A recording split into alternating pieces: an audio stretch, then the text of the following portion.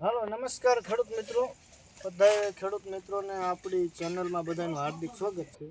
ખેડૂત અને ખેતીની વાતોમાં આજે એક આપણે સરસ મજાનો એક નવો એક્સપેરિમેન્ટ કરવાનો છે. આપણે 7-8 દિવસ પહેલાં એક પોસ્ટ મૂકી હતી ખેડૂત મિત્રોની સલાહ લેવા માટે કે આ નર પોપૈયાનો છોડ છે અને એમાં પોપૈયા લાવવા માટે શું સારવાર કરવી. તો 5 લાખ લોકોએ એ પોસ્ટ જોઈ હતી અને ઘણા બધા ખેડૂત મિત્રોએ કોમેન્ટ કરી હતી. એમાં 100 થી 150 ખેડૂત મિત્રોએ એવું કીધું હતું કે તેના થડમાં આવી રીતે 3 લાકડા આમ ખૂંચાડી દો આર પાર, જેથી કરીને 2 મહિનામાં આમાં પોપૈયા આવવાનું ચાલુ થઈ જાય છે અને તમારો આ પોપૈયાનો છોડ છે એ ફેલ નહીં થાય.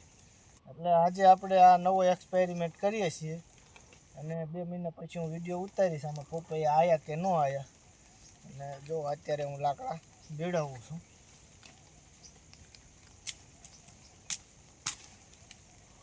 ત્રણ લાકડા બીડાઈ દીધા છે આવી રીતે.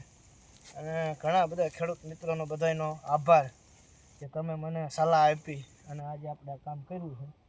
અને જો આમાં પોપૈયા આવશે તો આ સલાહ અને આ કામ બીજા ખેડૂત મિત્રોને પણ આ કાયમ આવશે. આપણે મોટું પોપૈયાનું વાવેતર નથી, પણ આવા 7-8 છોડ વર્ષ વાવીએ એટલે ઘર પૂરતા ખાવાના થઈ જાય, આપણે છોકરાને વેચાતા ન લેવા પડે.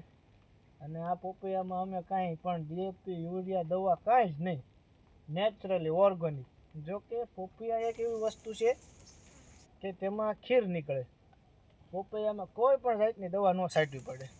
ન દવા છાંટો ને તોય પોપૈયો થાય. પોપૈયામાં કોઈ દિવસ ઈયળ ન પડે. ઈયળ ક્યારે પડે કે વધારે પડતો પાકી અને થોડાક ટાઈમ પડ્યો રહે તો ઈયળ પડે, નહીંતર એના પાંદમાં પણ ના ઈયળ પડે, ન પડે તેના ફળમાં કે ફાલમાં ક્યાંય થડમાં ક્યાંય ઈયળ નહીં, ફૂગનાશક નહીં, કાંઈ પણ એમાં રોગ ન આવે. નેચરલી ઓર્ગેનિક પોપૈયો થઈ જાય. માંદા માણસ માટે આ સક્સેસ. અને આ પોપૈયાના પાનનો ઉપયોગ તો તમને ખબર છે ને, WBC કણ ઘટી ગયા હોય, ડેન્ગ્યુ થયો હોય મચ્છર કરડવાથી, આના પાનનું જ્યુસ તમે 3 દિવસ એક ટાઈમ પીવો નોર્મલી, એટલે તમારે કોઈ દવાની જરૂર ન પડે.